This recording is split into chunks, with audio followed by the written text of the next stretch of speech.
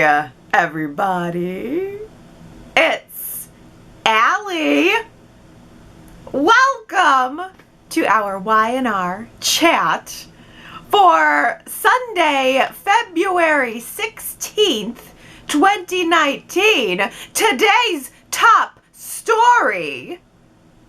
Phyllis finally learns the burning secret that Chance and Adam have been keeping from her. And here is what all of those months of secrecy have been about. To the best of my understanding, here's what it's all been about. A couple years ago, it appears that Chance and Spider happened upon each other in Las Vegas. They developed a friendship. Chance knew that Spider was Adam. This was the long-lost, presumed dead son of Victor Newman standing in front of him. But Chance didn't tell Spider that, didn't acknowledge it, didn't tell anybody else that. He kept it completely quiet in order to maintain their friendship because Adam had amnesia. Now, at some point, there was some sort of incident wherein Adam saved Chance's life while he was in the line of duty. Now, my assumption here is that there was a guy who tried to kill Chance, and Adam stepped in and killed the guy. That's what I gathered anyway. That part was not explicit, but it seemed implied. That was the subtext that I was getting from it.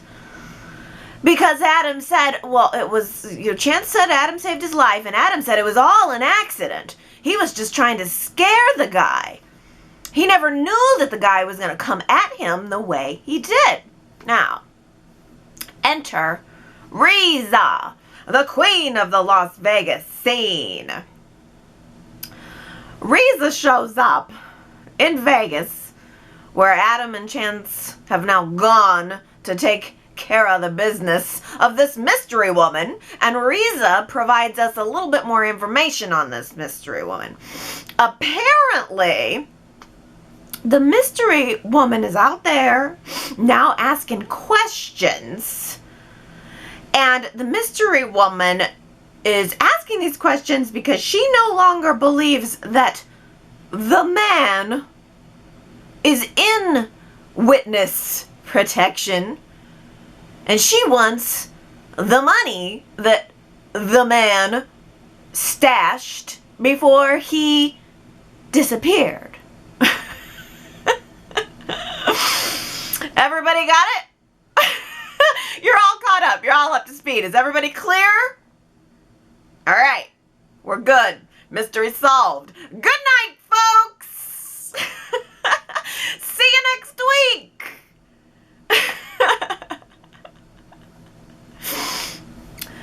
Oh, Y&R has taken us to Las Vegas like a dozen times over the past 2 years, and I swear, I believe that this is the first time we have ever seen a single slot machine. So I gotta appreciate that. I gotta give him props for that. I thought that was at least worth the price of admission. We're in Vegas, and at least there's something other than cards, something other than poker. All right, a slot machine, I'm good. Also really appreciated that little menu that was sitting on the table during Chance and Adam and Riza's meeting at the cocktail lounge. The little menu was just sitting there on a card, and it said, Las Vegas menu, and I thought, oh, nice. What's on the Las Vegas menu tonight?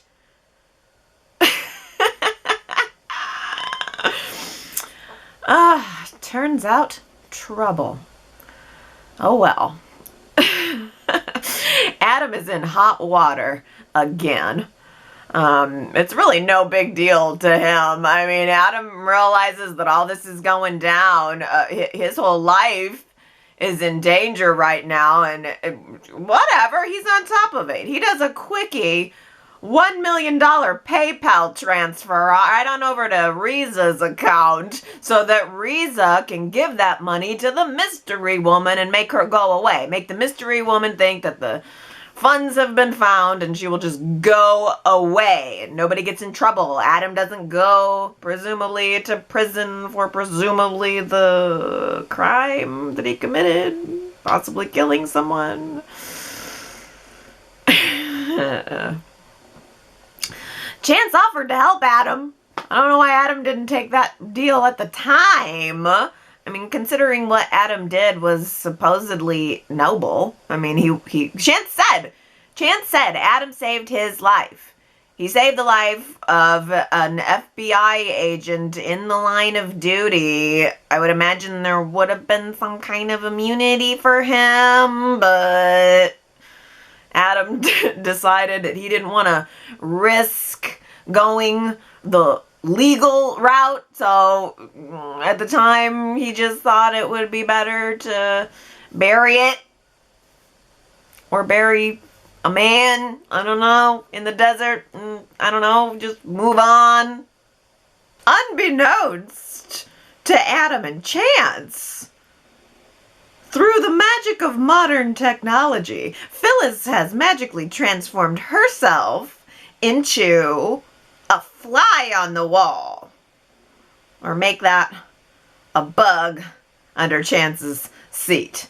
Phyllis paid a waitress to stick a listening device up under Chance's seat at the cocktail lounge, so Phyllis heard that whole conversation taking place while she was still back in the comfort of Genoa City.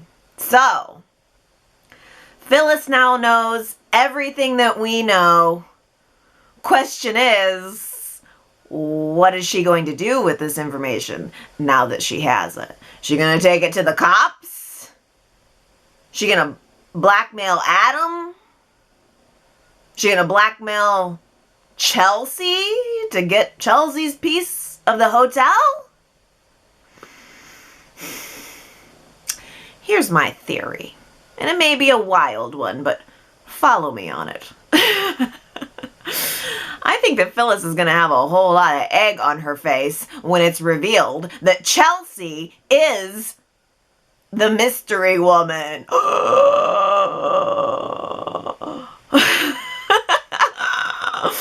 Hold your hair. I know it's blowing back right now. But I think that Chelsea's late husband, Calvin, was getting ready to rat out Simon Black and blow up that whole shady operation that they had going on in exchange for FBI immunity, which is what Chance was working on. And I think that Calvin thought he was going to end up getting that spot in witness protection that was mentioned. See, I'm kind of thinking that Chelsea was just in the know on everything right from the jump. Maybe we saw Chelsea moving on so quickly from Calvin, her beloved husband's death, a marriage which, by the way, never really made any sense, would maybe make a little more sense if it was purely about money.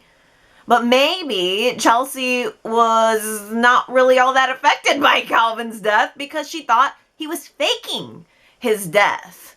Maybe she thought that she was in on the plan to fake Calvin's death, and he was really being whisked away into witness protection to rat out Simon Black.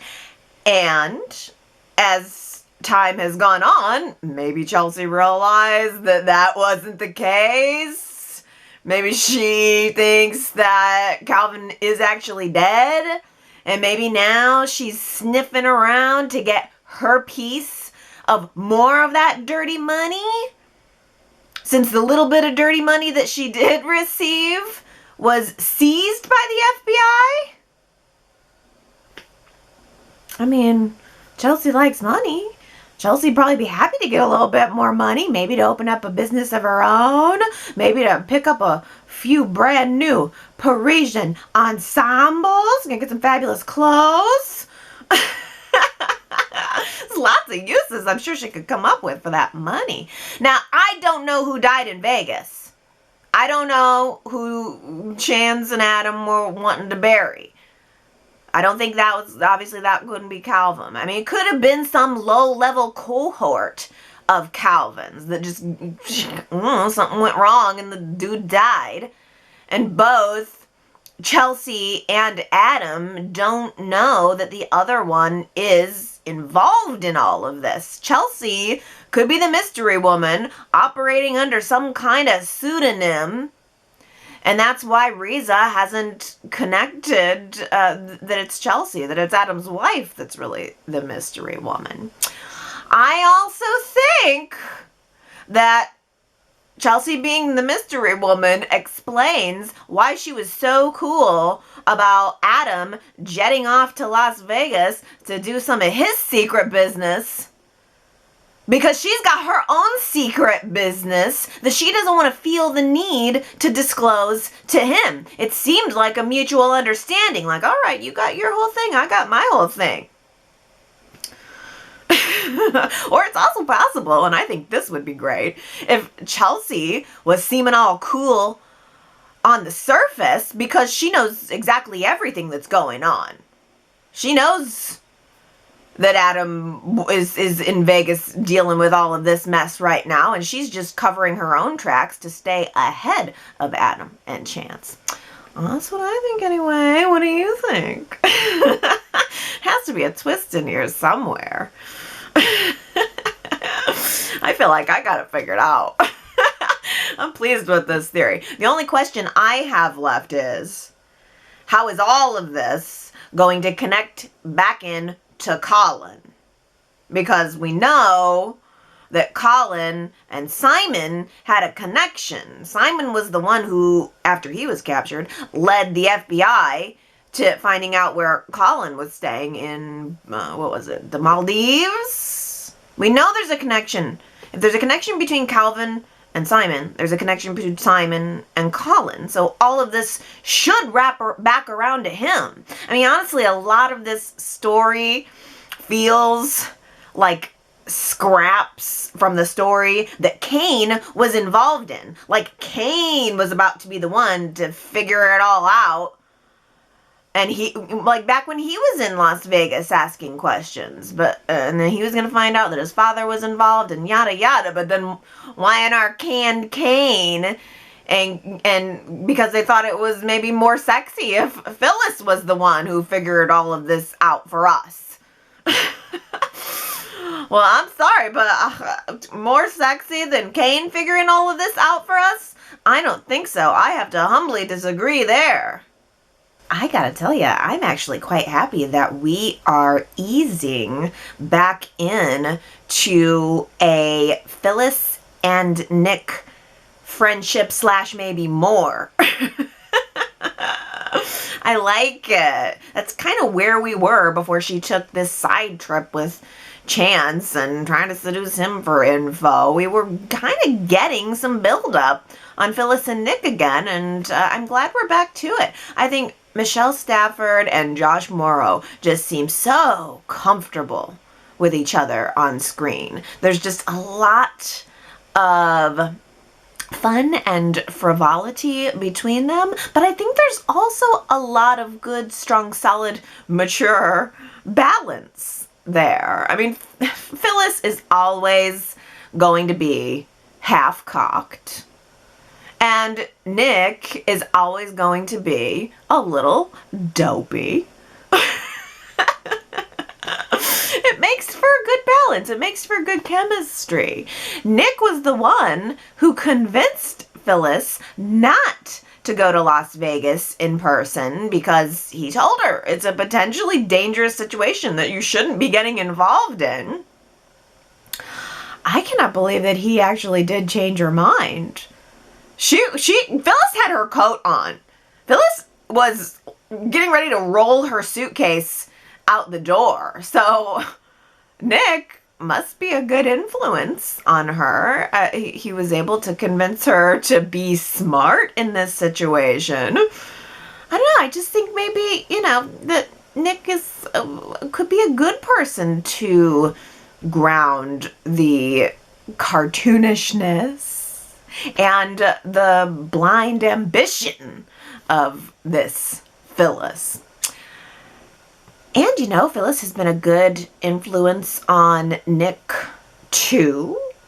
Nick doesn't have a lot of his own going on right now. Nick has been dumped by Chelsea. He's running into Chelsea all over the place, bumping into her and Adam. It seems like it would be easy for him to be depressed with all of that going on. Plus, he's supporting Sharon, but he can only support Sharon so much. He's supporting Faith full time, and he's trying his best to support Summer. So I think Nick maybe needs something or someone in his life to give him that sense of purpose. Summer is the tie that binds Nick and Phyllis together, and right now Summer has found herself in the middle of a windstorm. Man, I wish I was settling down into a super sexy, much anticipated Kyle and Summer reunion right about now. I wish it was that instead of a wham bam slam together hot mess.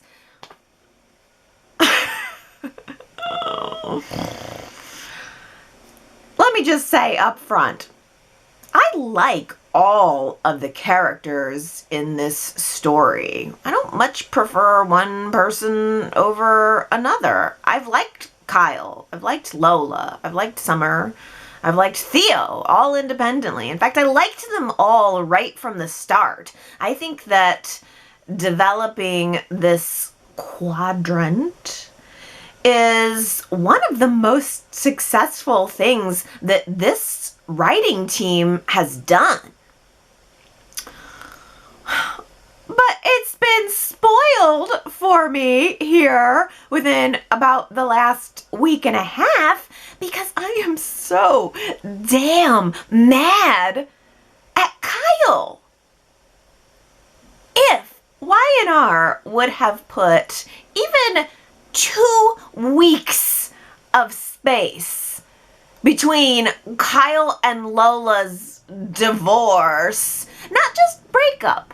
Let's make sure to note that. We're not just talking Kyle and Lola breakup. We're talking end of their marriage here. If Y&R would have put even 2 weeks of space between Kyle and Lola deciding they needed a divorce and Kyle and Summer's reunion, then I really think I would be singing a different tune.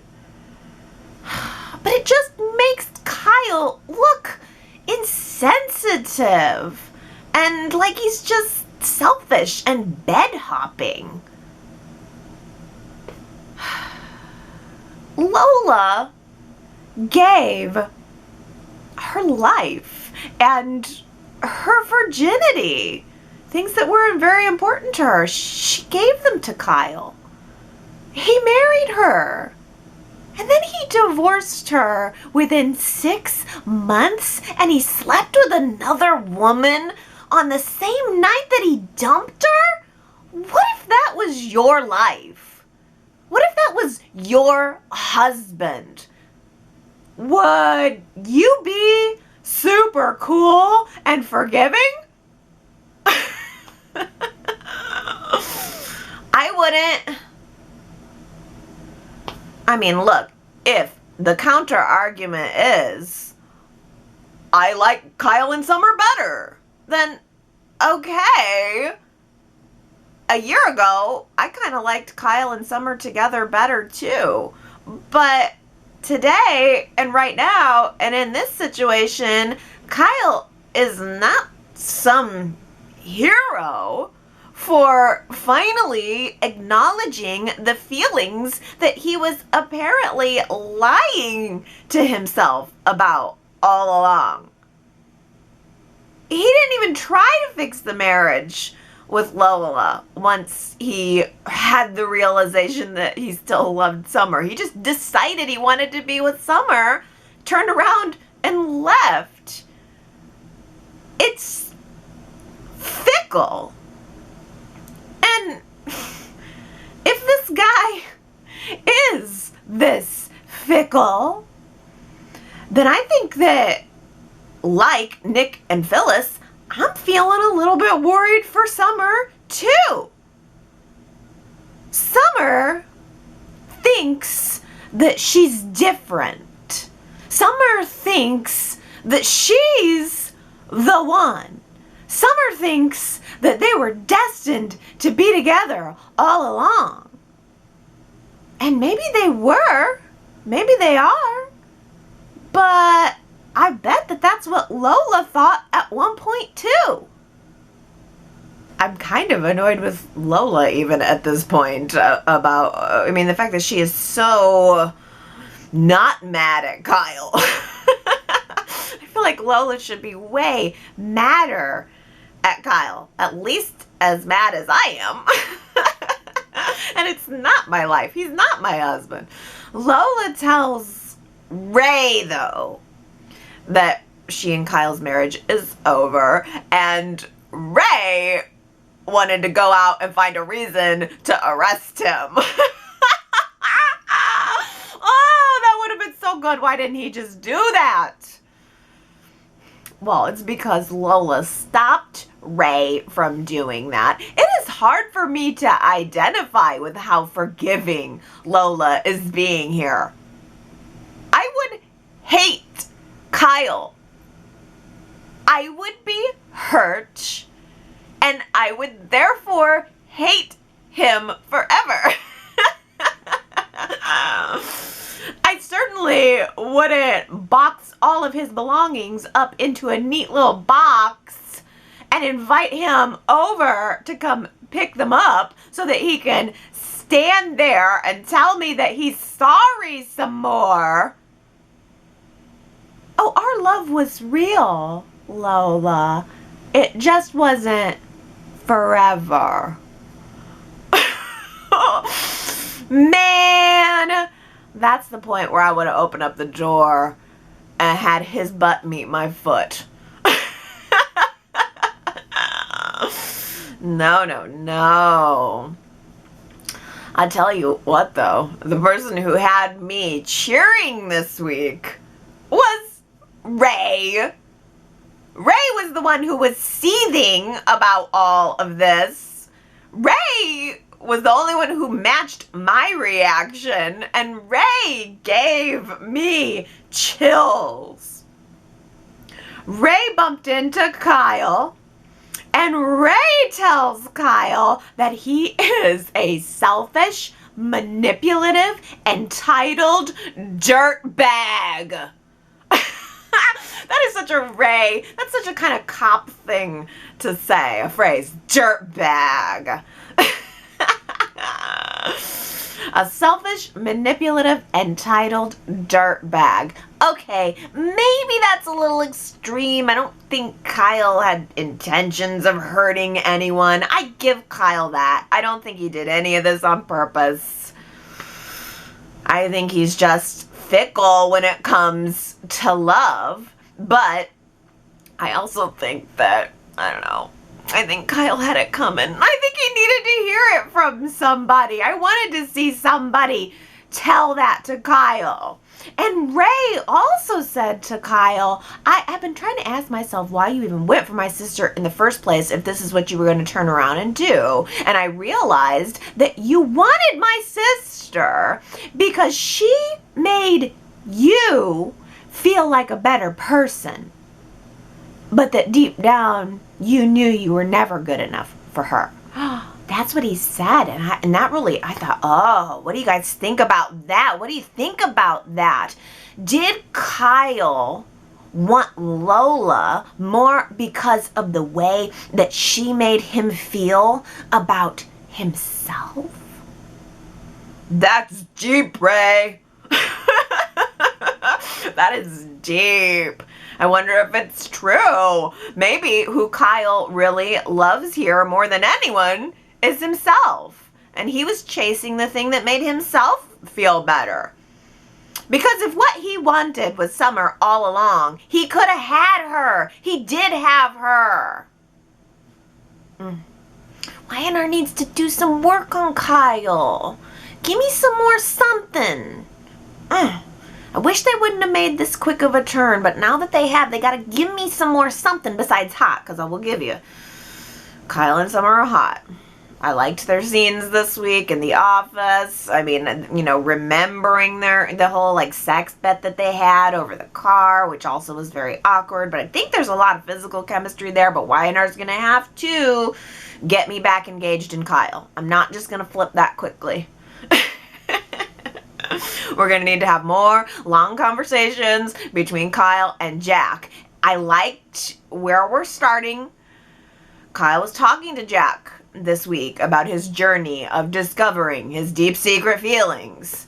All of the ways that he fooled himself into thinking that the life with Lola was the life that he wanted, and that he realized Summer was actually what he wanted all along. I'm gonna need more of that, okay? I'm gonna need more of that. I'm gonna need to see and feel some more regret from Kyle. More. We're at a good start, but more. Oh. Well, Jack has been really great in all of this, I would say. I really like Jack being the wise old owl here, listening to his son, having his reactions, and trying to offer advice, telling Kyle not to get involved with anybody else right away. Like, okay, your marriage with Lola is over, but don't go getting involved with anybody else. That's what I would have done. That's what old smiling Jack would have done. Don't repeat my mistakes. But what Jack didn't know when he said that, what Jack didn't know at that point, was that Kyle is already involved. Kyle was already involved within about 3 hours. Jack eventually got an eyeful when he walks in on Kyle and Summer, practically crawling all over each other in the CEO office. They had the door closed, but they had the blinds wide open. The Chabot employees have got to be gossiping about all of this by the old Chabot popcorn machine. I thought the co-CEO was married. Yeah, Mrs. Abbott was just here yesterday bringing us all Cuban sandwiches. Now, I saw him in the CEO office canoodling with the head of marketing. They were behind closed doors, but they were not behind closed blinds. Oh! The scandal! Like, makes me kind of want to work at Chabot. Oh, anybody could have walked around and seen them. They didn't have to walk through the door to see it all. Poor Jack did, though. Jack walked in, saw Kyle and Summer canoodling after he had just given Kyle the warning. The beautiful part about this is that Jack is sort of looking in a mirror here. He is seeing all of his past naughty behaviors on full display and full reflection in his son.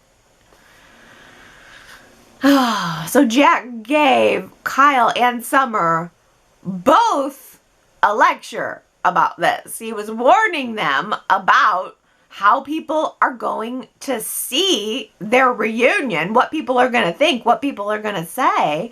And Jack is also warning them not to go rubbing this in Lola's face. You know, Jack paid a visit to Victoria this week because he wanted to offer his support to Victoria and the kids, telling her that the Abbotts are still there for her, regardless of what her relationship status with Billy is. And I would have really liked to see Jack pay a similar visit to Lola. And maybe he will. I just think that I liked how Jack had fully embraced Lola as his daughter-in-law. He was very welcoming of her into the Abbott family. I mean, at a point, it kind of seemed like Jack was going to hook up with Lola's mother, Celeste. And so I don't want that relationship to dissipate. I think that a visit from Jack to Lola would go a long, long way. I mean, just because Kyle and Lola didn't have kids, they didn't buy a house together, they don't even have joint banking accounts, apparently. None of that means that the marriage didn't happen. It didn't mean that the welcome mat Jack extended to Lola wasn't real. It doesn't mean that the bonds weren't real. I think that Jack would be in a really great position to reach out and to try to help the healing along on all sides. Although, who knows, Lola could end up as a member of the family one way or another again if she ends up hooking up with Theo. Lola is out of town right now. Lola decided that she needed a little bit of space from Genoa City after Theo told her that Kyle and Summer had already slept together. So when Lola heard about that, about Kyle jumping right into bed with Summer, Lola immediately launches into a kiss with Theo, followed by practically an attempt to knock him over the head and drag him away for more.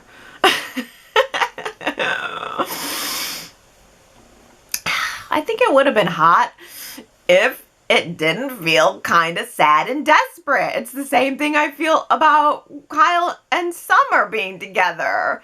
These alternate hookups on the heels of a marriage that's barely dead, it just feels a little sad and desperate. Believe it or not, Theo was the one who put the brakes on it. Theo told Lola, though, he wants her. Make no mistake, he wants her. But he knows her well enough to know that she would regret getting intimate with him so quickly, and if that happened, it would kill him. He doesn't want to see that happen. He has like long-term plans for he and Lola. It was kind of a sweet moment for Theo. Wait a minute. How is Theo the only one who is coming out looking halfway decent in all of this?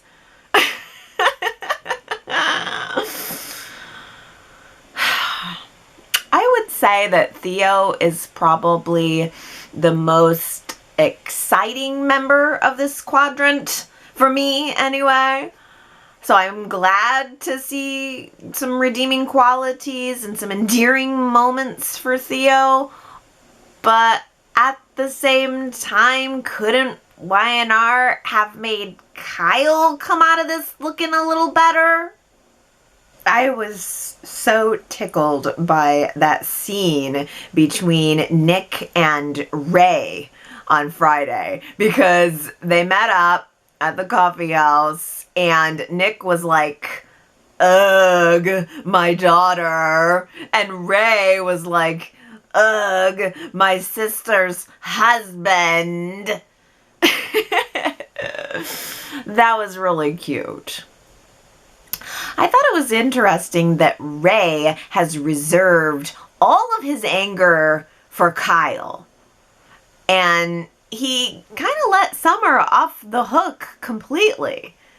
So Summer gave Lola a liver, And that makes it okay if Summer takes Lola's husband, huh? I mean, if you were Ray, wouldn't you be mad at the woman who slept with your sister's husband? They are still married. It is still technically Lola's husband. I mean, wouldn't you be mad at Summer if you were Ray no matter what? Is Summer getting off scot-free here? I guess so. Well, really, I think that scene had a few more poignant moments. I think the better part of that whole interaction, although the previous part was entertaining, I really liked Nick offering his friendship to Ray. When we saw Ray earlier in the week in Lola's apartment, comforting her over her divorce, she had asked him in turn if everything was going okay with him, and he lied, and he said yes. So there was a point early in the week where Ray really had no one to lean on, and I was realizing that there was just nowhere he could turn to vent or to say the things that he needs to say. Sharon will have Ray to lean on, but who will Ray have to lean on? Now, Nick became the solution to that problem. He offered himself as a friend. Nick told Ray, if you ever want to talk, or if you just want to hang out and have a distraction, hit me up. How nice. How very nice. I hope we see that. I would love to see Ray take Nick up on that proposal. It was cute. They even did a little bro fist at the end. I liked it. I like them both. I like Ray. What can I say? Ray is like a dream boyfriend. He is hot, he is sexy, and he is stable. That's like all of the things in one. And he is fully committed to providing support when support is needed. That is so rare. Not a lot of people are like that. A lot of people run when there's trouble. It is a much more rare trait to have someone who is like a rock when you need them to be. Sharon had her first chemo treatments this week, and she was like sitting there being hooked up to Irene the machine, and she was realizing that there's this very powerful medicine being pumped into her body in order to save her body from itself. Ooh, that has to be an incredible realization. And after it was all done, Sharon did have some moments where she was feeling normal. She was feeling good even. She jumped right back into doing all of the things that she normally would have been doing, but then out of nowhere, she felt this wave of sickness that looked like it nearly knocked her right over. But Ray came in and he gave her a focus point and he got her through it, and as fast as it came on, it seems that it subsided. And Sharon was mostly feeling pretty positive for having overcome it. But I do wonder when Sharon is going to have that emotional break where she seeks out Ray and she realizes how much she needs him. Because I think that chemo treatments can last up to 6 weeks per cycle, and this was just the first one. The relationship between a father and a son is very formative, and I can see completely why Kevin is so nervous about the relationship that he's going to have with his own son. The minute that Kevin announced that he and Chloe were having a boy, I thought of Terrible Tom. I immediately thought of how difficult this is going to be for Kevin. Although I have absolutely no doubt that Kevin will be a much better father than the one that he had. But I think also that doubt is a very natural part of parenthood. Like, if you're trying, then you're probably also worrying that you're doing it wrong. I am constantly worrying about all the ways that I'm gonna screw up my kid, and I had great examples as parents. But I think that Michael is going to be in a really good position to help keep Kevin's confidence up.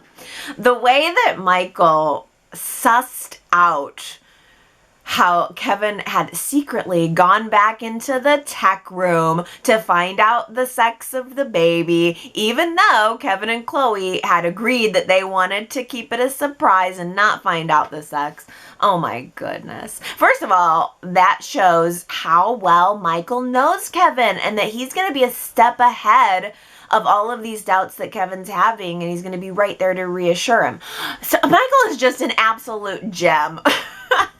That's the bigger part of this. I love it. I loved Michael, and I loved Kevin's reaction to his brother busting him out in front of everybody. Those Baldwin brothers are gold. Wow.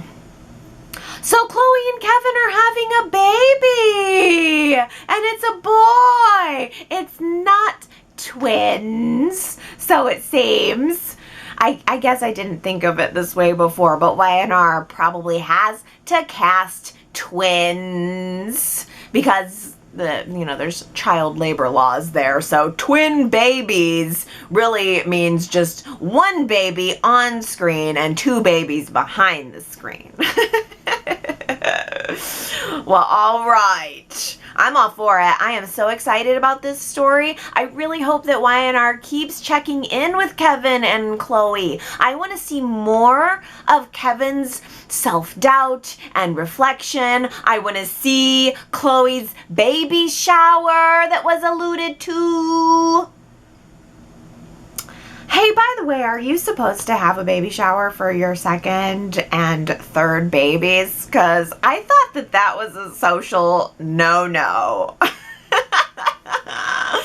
I thought it was agreed upon that, hey, we're happy to buy you diapers and duckies for your first baby, but if you're going to keep doing this, you're on your own.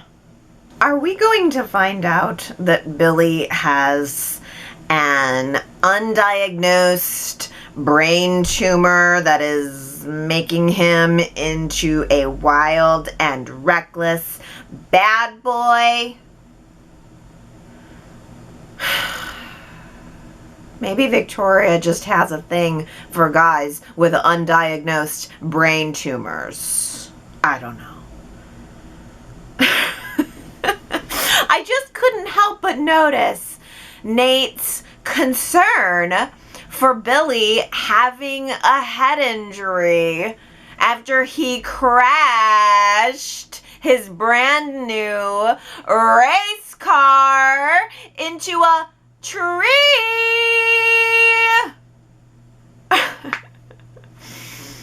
Just made me think that maybe he was going to get a head exam. We're going to find out there's a brain tumor there, or I don't know. He crashed a brand new race car into a tree.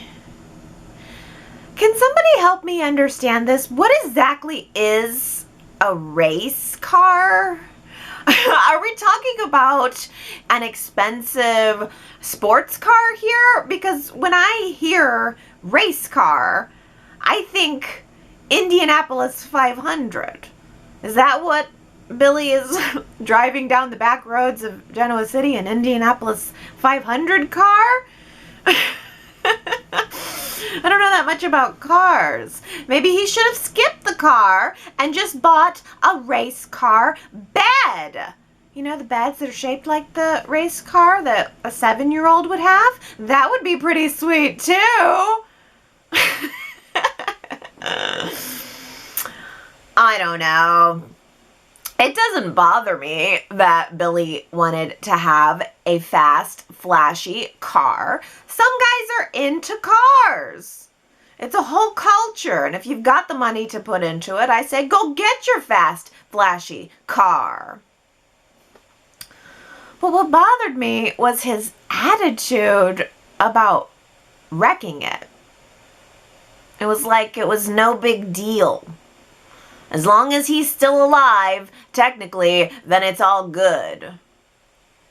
But the problem with becoming a thrill junkie, as Dr. Nate noted in his unofficial diagnosis, the problem with that is that the adrenaline rush that the thrill junkie is getting can become as addictive as anything else. And the stakes are going to have to get higher and higher to get you there until one day you don't step out of the car.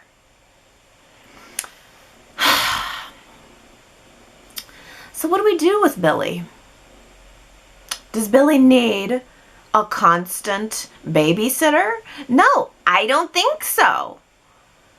Jack and Victor had a conversation this week about Billy's habits and his past habits, and how the Abbotts probably babied him. He was the baby.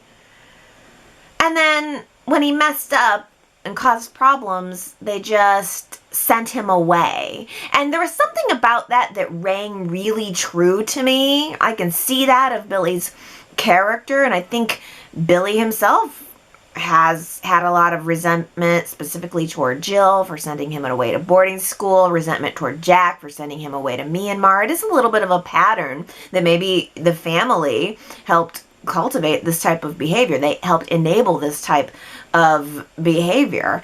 And the problem is, if you just ignore the bad behavior, it doesn't correct the bad behavior. It just creates this whole pattern of avoidance. And so that's why I understood and agreed when Victor proclaimed to Jack that the answer to dealing with Billy's bad behavior now is to just let him fail. Let him hit rock bottom. It's the only way that he's going to learn.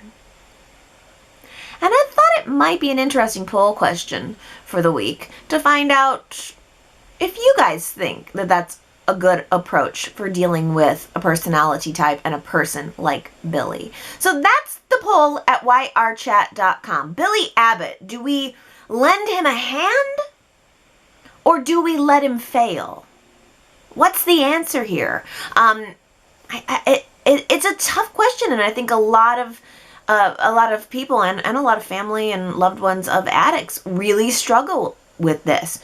Do you offer the unconditional support, or do you subscribe to Victor's tough love approach with it all? Go to yrchat.com. Vote in that poll. I'm interested to know what you guys would do with a guy like Billy.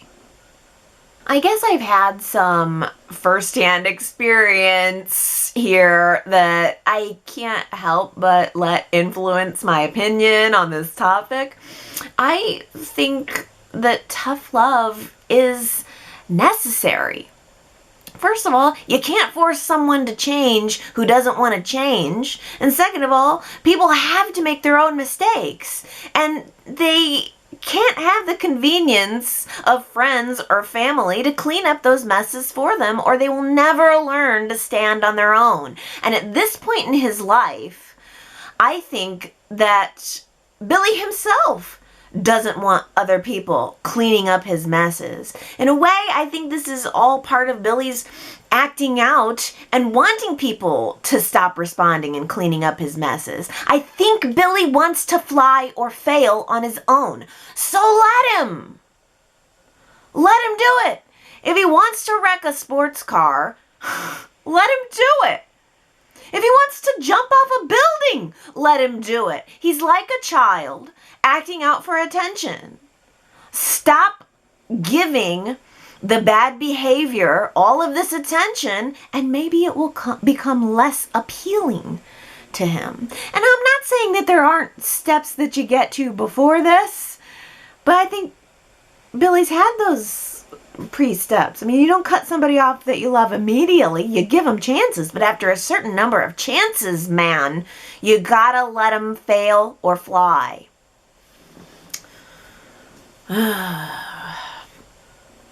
You know, I think it's pretty funny that Billy was absolutely suffocating under Victoria's judgmental eye. And now here he is under Amanda's judgmental, watchful eye. It's like there always has to be some woman right there by his side, holding his leash, making sure he doesn't get too far, telling him what a bad little boy he is. First it was Victoria, then it was Phyllis, now it's Amanda. And look, Victor said the exact same thing. He was right. If it's not Billy's family who's holding the leash, then it's a woman. That woman currently has stopped being Victoria, and now it's Amanda. And Amanda doesn't need this man. Amanda has got enough going on. I think it's interesting that Amanda has switched over from talking to Billy to using Billy as her level-headed confidant. Now it's Nate. I think Amanda got more than she bargained for. I don't think she knew what she was getting into. Amanda is so clearly not the thrill junkie type. I never really understood what, I mean, she kind of painted herself when she was talking to Billy like she was a little bit of a screw up too, but I haven't really gotten that vibe from her at all. I think she's much more conservative. I mean, Billy invited Amanda to go on a car ride with him, and if she had, she would have been in that accident too. And who knows what would have happened to the passenger. Just ask Hillary. Oh, wait, you can't. She died as a result of a car accident. So, no, I think Amanda thinks that she just got out of a life-threatening situation, which she didn't choose, and she is not looking to go back there again. Ripley tracks Amanda down again, and this time he sneaks up on her at the coffee house. It was creepy. She agrees to let him sit down for just long enough to buy her some time so that she can get Ray to come over and arrest the guy. I thought maybe she was texting Billy to come help her again, but it was Ray. And Billy was out at the ranch at this time with Victoria, talking to the kids about the new living situation. The kids took it pretty well. After all, this isn't the first time Mommy and Daddy have broken up and lived in separate houses. But when all was said and done and the kids were told, Victoria made the bold proclamation that she doesn't want Billy bringing Amanda around the kids. Victoria thinks it would confuse the kids to see Daddy with a new woman so quickly. And this proclamation opened up the door for yet another argument between Billy and Victoria, this time about the affair that we know Billy didn't have. And he got really angry at Victoria after that, and he told her that these are his kids and he will do whatever he wants with whoever he wants. Okay. So after that, Billy heads back to the hotel where he bumps into Amanda in the elevator. And he's fresh off of this argument with Victoria. She's fresh off of having Ripley arrested. Both of them were feeling very unburdened now that the people who have been weighing them down are gone.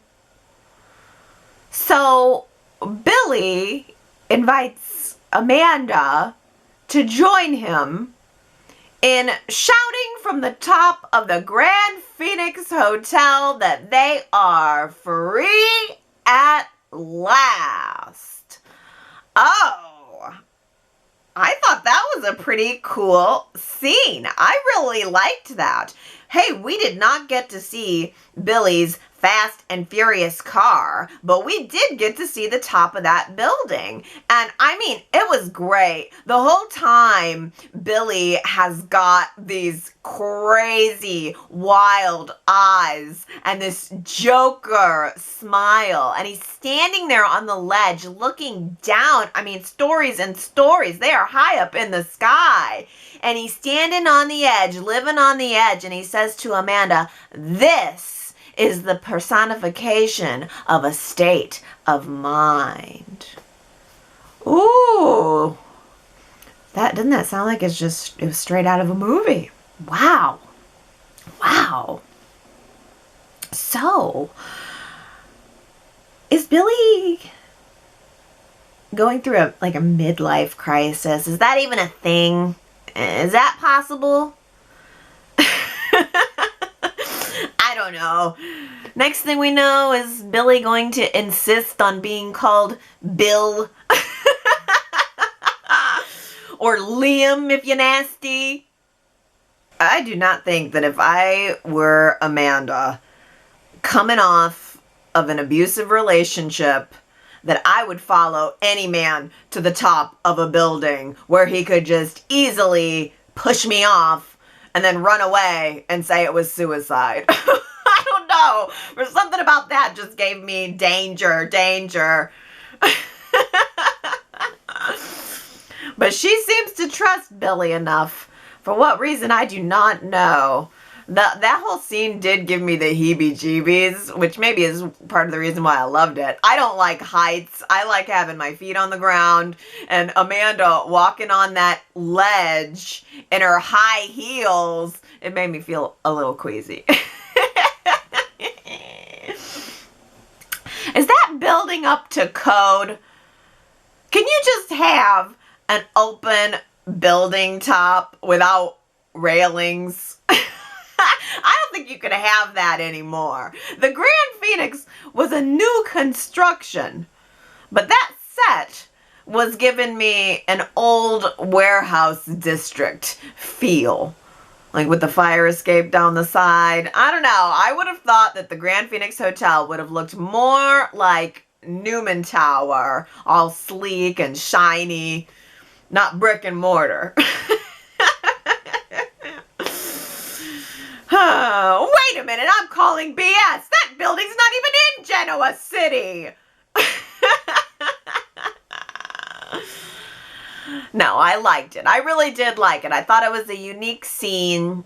And Billy was realizing, I think part of what it represented was Billy realizing that Amanda needed to face her fears when it came to Ripley. That's what her takeaway was. After the top of the building scream scene, Amanda called Ray and had Ray drag Ripley's butt back down to the coffee house where she exercised all of her power over him. Amanda gave Ripley an ultimatum. She even bought him a bus ticket. And she told him that she will generously drop the charges against him for breaking the restraining order. But if he even thinks about ever contacting her again, even thinking about her again, she is going to have him thrown in jail so fast, and she will not be as generous next time. Oh, I loved it. I especially loved it when she made him repeat all of it back to her. Ugh. I mean, it was total empowerment there. It was fun to watch. But he agreed. Yet I think we all know that Ripley is not going to walk away quietly. He said he's going to leave town. But as he was getting ready to walk out the door, actually right as Amanda was leaving and Ripley was about ready to turn around and go cash in his bus ticket, Ripley scoffed in her direction, and he said sort of to himself, but about her, "She's not as strong as she thinks she is." So he did not like this. He did not like this at all, and I got a bad feeling. I think we all probably got the bad feeling that Ripley intends to lash back. He is going to think that he's going to teach her a lesson. And so, brings me to this. Ripley has 3 times now asked Amanda vague questions about Billy, as if Billy were Amanda's new boyfriend. Cannot be a coincidence that Victoria is telling Billy to keep their children away from Amanda right as Amanda's creepy ex-boyfriend is asking questions about Billy. Gah. Are Billy and the kids in danger? Of course, I can't help noticing that Victor is peering around every corner, seeing Victoria's life and relationship suffering as everything else is taking the back seat to Newman Enterprises. Almost like this new version of Victor is actually wanting to save his daughter from making some of the mistakes that he has made. Little something that Jack and Victor have in common right now. And this makes perfect sense to me as we get ready to sail on into the Newman Enterprises 50th anniversary party. We are going to be celebrating Victor's accomplishments, but I think it's a perfect tie-in to allow Victor the presence of mind to also acknowledge his mistakes and to not want to pass those mistakes along to his daughter and to the next generation of his business leadership. Oh, I am starting to get very excited about this celebration. And we're going to be seeing it for like 3 days next week. It's going to be great. And can I already tell you, my single greatest favorite moment of like the last decade in Y&R? Victoria, in Victor's office, walks up the staircase into a little nook of that set that I don't even ever remember seeing before. And she disappears into like a closet area. And she reappears holding a golden replica of the car that Victor Newman had when he started Newman Enterprises selling industrial soap out of the trunk. That is the sound of my head exploding. Victor Newman started out selling soap. Oh my goodness, this is the greatest thing that's like ever happened to me. Soap out of the trunk of his car? I never knew that. That is freaking genius. I could just see Victor hauling around the country in that 1970s looking hunk of metal. Just shilling soap out of the trunk to the masses. Forget Billy's race car. I'm telling you right now, that old 70s Cadillac looking vehicle is the one that I would be proud to have in my garage. They should have just bought him the car. Skip the replica, just buy him the car. what a wonderful, wonderful little detail that our writers have filled in for us there. I mean, for me at least, I mean, taking this fictional company that I've known the inner workings of for honestly the better part of my life, 25 years. And now Y&R has added this new element of nuance that really gives me a sense of this company's beginnings and of Victor's beginnings, its owner. Bravo, Y&R! Varoom, varoom! Ashley's back in town with darker, shorter hair. I love it. Something about her whole look. I can't put my finger on it, but she looked better somehow. She looked more healthy and fuller and more natural. I thought it was great to see her. She was very wowed by the new and improved Victor Newman, and yeah, I really quite liked that. I liked also the scene that she had with Billy. I mean, it was kind of great to see her being a honest family ally for Billy. I mean, she expressed her sadness for the end of Billy and Victoria's relationship, but she also seemed to understand that Billy needed to go through this process of self-discovery, and she also related it back to her relationship with Dina.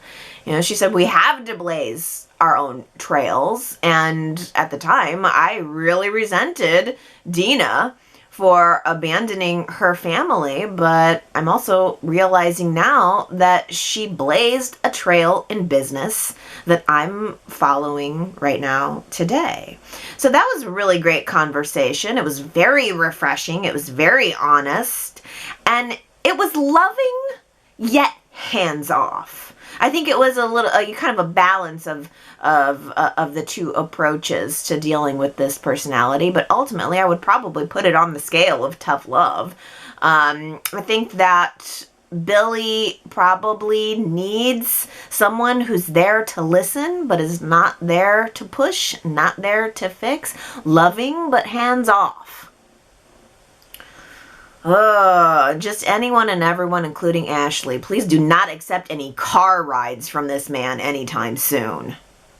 Watch out, everyone. She's radioactive. That was a great line. It came from Amanda. She was saying it to Nate as she was venting about her Genoa City reputation. I mean, the whole thing with Devon, and now the whole thing with Billy and Victoria. Watch out, everyone. She's radioactive. Great line.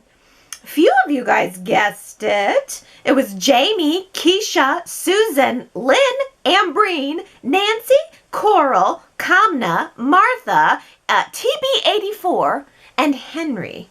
You guys all guessed that one was Amanda. For the record, the correct answer was not Hillary.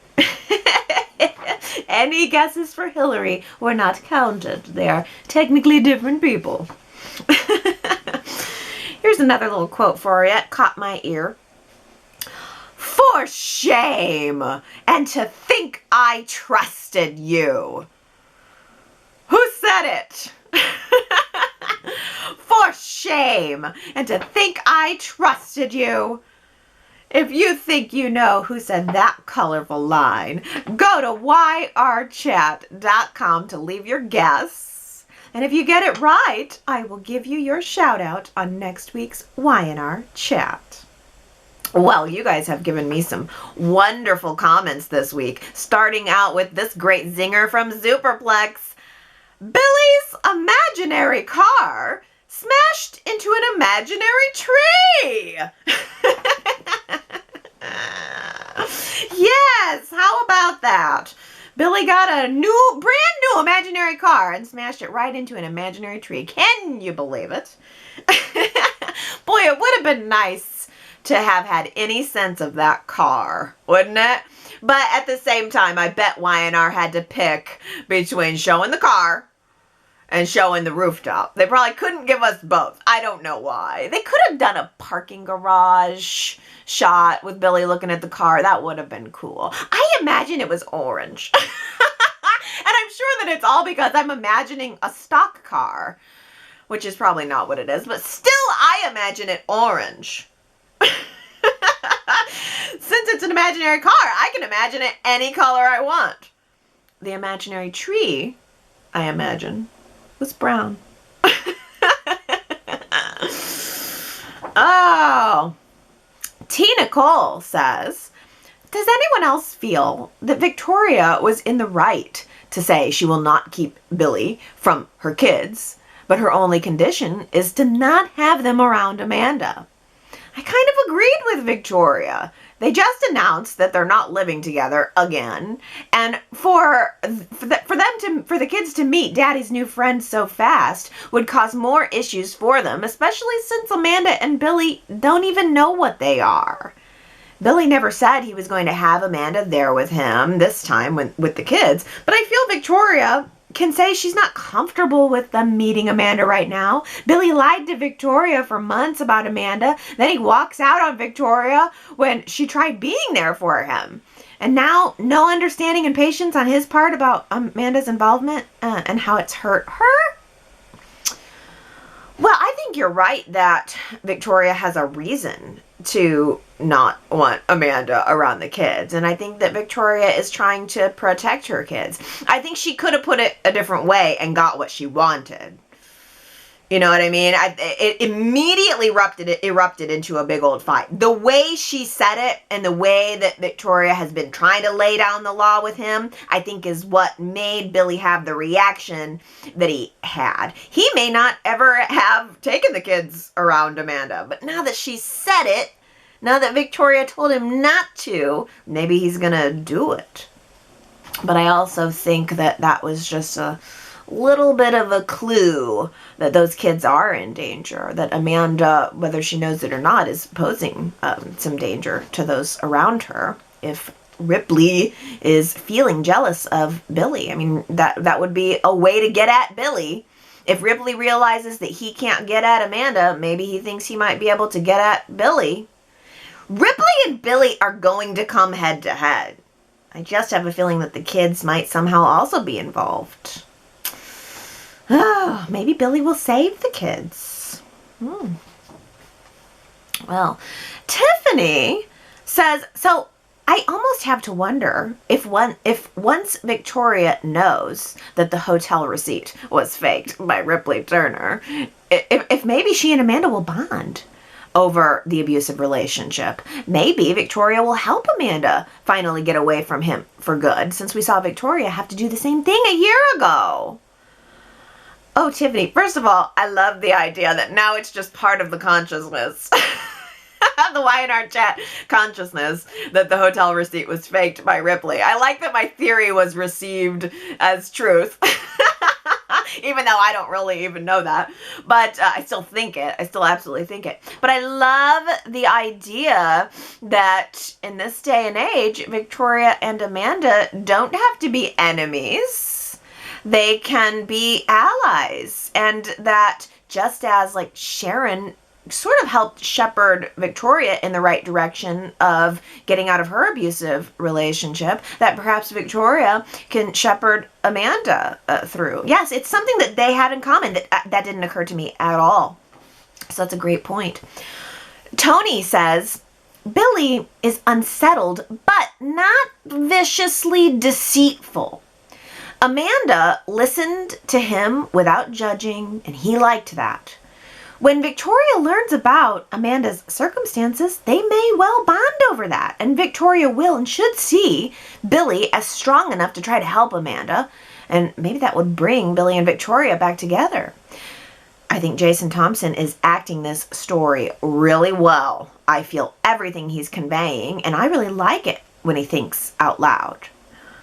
Oh, yes. Well, Jason Thompson, no doubt about it. He's great. He is really great. I wish that I was able to connect with his inner dialogue and his inner feelings a little bit more. I think it's just his personality type is so different from mine. But if I was connecting in with Billy a little bit more, I think it would be really hot. I think it would be really hot because Jason Thompson is really kind of hot. I could get into his bad boy, his sexy wild bad boy. I just wish I hadn't also had to feel sort of jilted and like you know, I mean, Billy had, he like lost his mind trying to get away from Victoria, as if Victoria was kind of this overbearing person, and now he's kind of in the same spot with Amanda in a way. It's like Amanda's always got her eye on Billy, watching him, worried now that she's enabling him. It just swapped. All of the feelings that he was feeling about Victoria, I mean, Amanda's kind of doing the same thing now. So I didn't feel totally connected with Billy, or I think I really could be into Jason Thompson right now. But you also bring up an interesting question. Are you rooting for a Billy and Victoria reunion? Is there anybody out there that is thinking that whatever is about to go down with Amanda or Ripley might possibly lead Billy and Victoria back together? I hadn't thought of that. You know, once Victoria maybe finds out that he didn't sleep with Amanda, will that change anything? I don't know, because they were pretty well broken up before the hotel receipt thing came up. So I'm not sure. I'm not holding my breath for a Billy and Victoria reunion, but maybe you are. I think that's a really great question to toss out there this week. Are Billy and Victoria absolutely done, or is there any chance that this is just part of their journey back to each other? Ellen says, OMG, finally, old Pops Newman tells someone the truth about Adam and the tampered medication. Why did you wait so long? To protect Billy Boy and Victoria, I guess? By the way, Victor listing off Billy's sins to Jack is pretty ironic. Billy will have to live 3 lifetimes to do the nasty things that you've done to Jack alone, Pops. Ooh, yeah. I know, boy, he did bring that info out of nowhere. I wasn't expecting that at all. Gary says, Victor slipped that in, and it fit like a glove. Waiting for the right time is worth the wait. That was such a clever, well-written exchange, with Victor pulling the trump card on Jack in their debate concerning Billy. Superplex says, that was Chewing Gum Billy who tried to kill Adam. Yes, we must not forget Chewing Gum Billy. That was his other side of his split personality. Marianne V says, Victor is always right. Just once I would like to see Jack win and have the last word. Diana says, little Johnny was so cute when he asked Billy and Victoria why they were getting a divorce and if they still loved each other. He's really adorable. He's been on the show for a very long time now. As I am writing this, I realize that Connor doesn't know that Johnny's his half-brother, as he's Chelsea's biological son. Oh, yeah. That's right, because Chelsea is mother to Connor and technically to Johnny. You know, that actor, really, the child actor, has really been on the show quite a bit. They don't show him as much within maybe the last few months, but why didn't they bring in Johnny on any of the stuff when we were talking about Christian and Connor? I hadn't thought of that either. He is a cute little kid. But yeah, you're right. There's a biological parent twist that hasn't been blown up yet. And to boot, it's a biological parent twist that Victor hasn't blown up. Well, why would he? Let's have some hair notes here. Laura says, Summer and Ashley's hair isn't blonde and light blonde anymore. I like the new shade trend. I had mentioned this before, but I love to see some gray on Nick. His beard is gray, but his hair shows no tinsel. He'd look lovely with some gray around the temples. Yes, I know I like gray hair too. That's probably why I'm gonna let mine go gray. But I agree with Summer and Ashley's hair. It has gone to a darker shade for winter. I bet it gets lightened up in the summer. Betcha. Hey, again, speaking of hair, Ellen says, why are they styling Adam's hair like Jughead? It looks so weird. Oh, Ellen, I hadn't taken it to Jughead, but the hair was a little bit weird. It was like, he had some kind of big old coif rainbow thing going on in the front of his hair.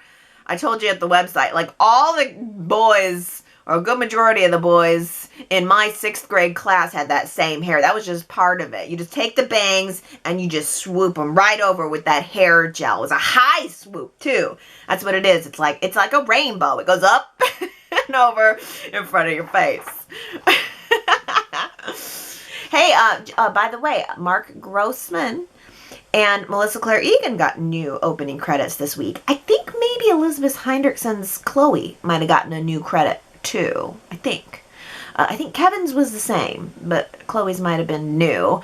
And again, yeah, Mark Grossman was all smiles. I would have made his one in the background. Adam's background photo was a little more like, maybe they were telling everybody to give one happy and one serious, because everybody technically has 2 shots. There's a foreground of the face, and then the background is the whole body.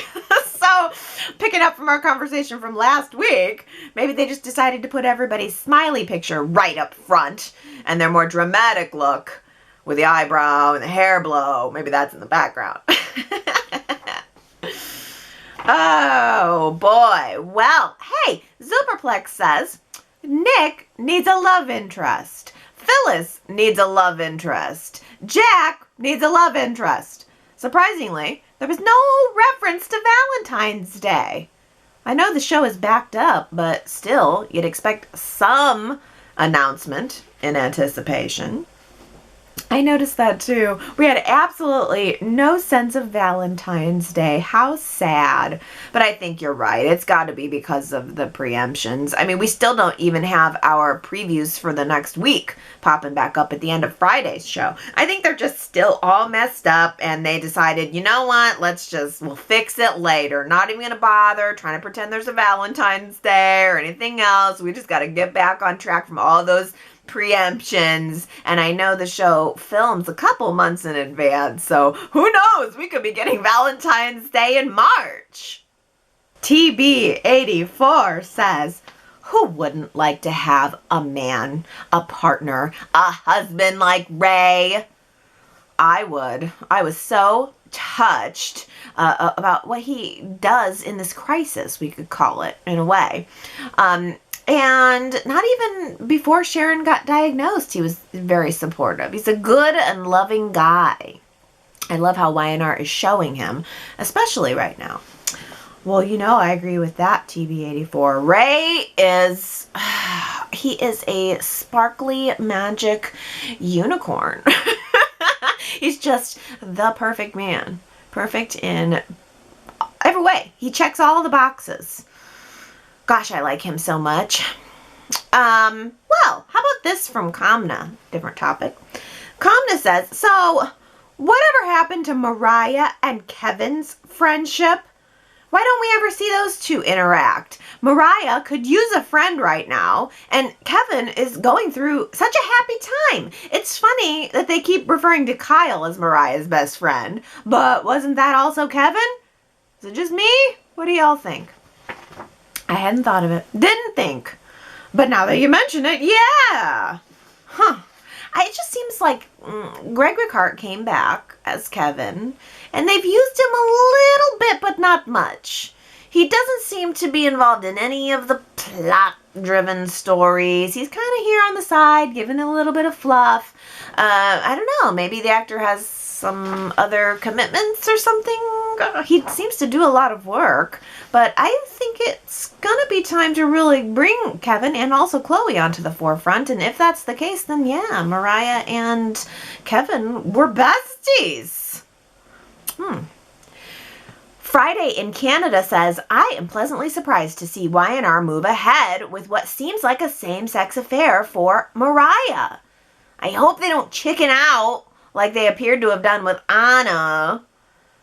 If Mariah does cheat with Lindsay, I wouldn't even care that my favorite couple is in danger. This would be another groundbreaking step for Y&R as far as this couple goes, showing that they are just as messed up as any other couple. Yeah, that's the ultimate, I guess, sign that Mariah and Tessa have arrived if we show their relationship as screwed up as everybody else on the show. Okay, well, I'm scrolling through my poll results from last week where I asked you guys, should Kyle and Lola get a divorce? I think you might be a little surprised. It's pretty strong. 66% said no. No divorce for Kyle and Lola. 34% of you said yes. Go ahead and get that divorce. So we got a lot of comments on this topic. A lot of people having feelings about Kyle and Lola and Summer.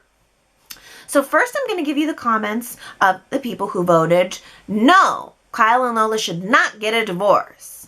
Marion says, I voted no, even though I'm more of a Kyler fan, Kyle and Summer, than a Kyla fan, Kyle and Lola.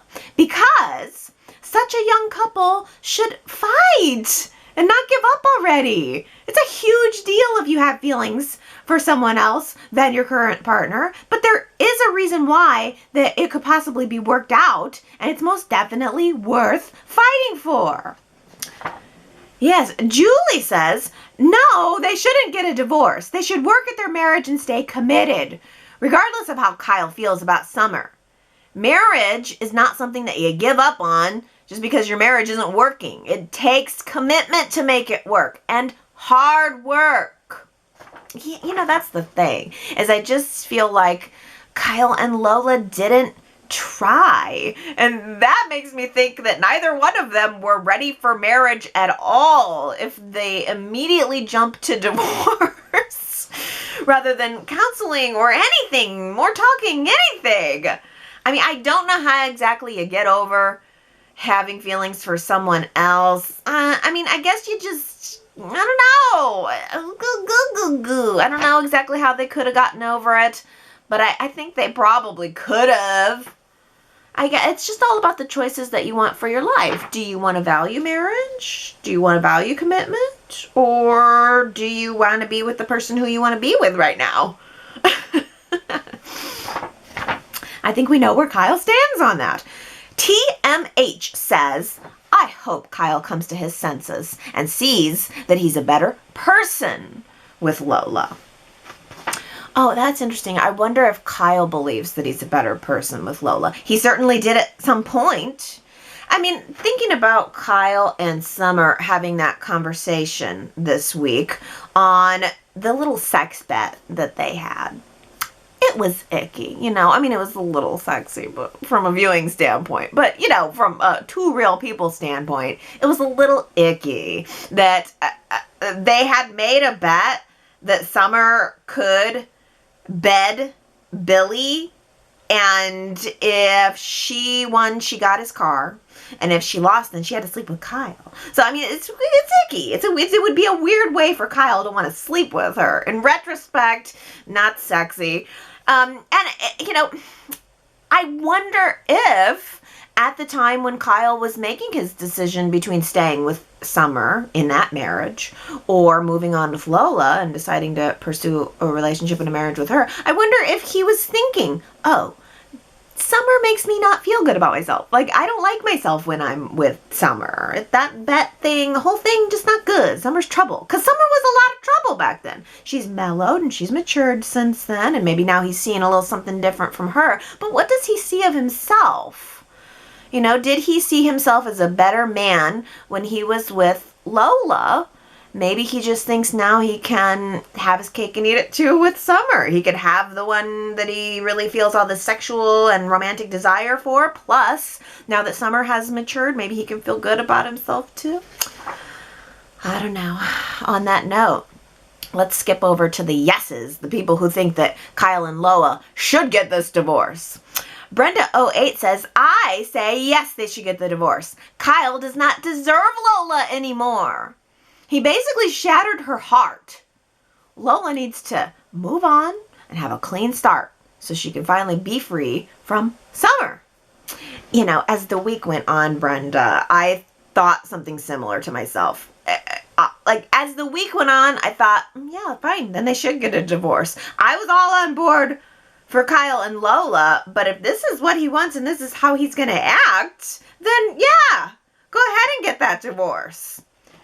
The poll results still were pretty good. Let me look at this again. So 66% of you said no divorce, 34% said yes divorce, but I wonder how many of those yes divorce votes came from, like, you know, people like sharing the same thought as Brenda, that, you know what, I liked the couple, but if this is what he's going to do, then fine, yes divorce. Interesting.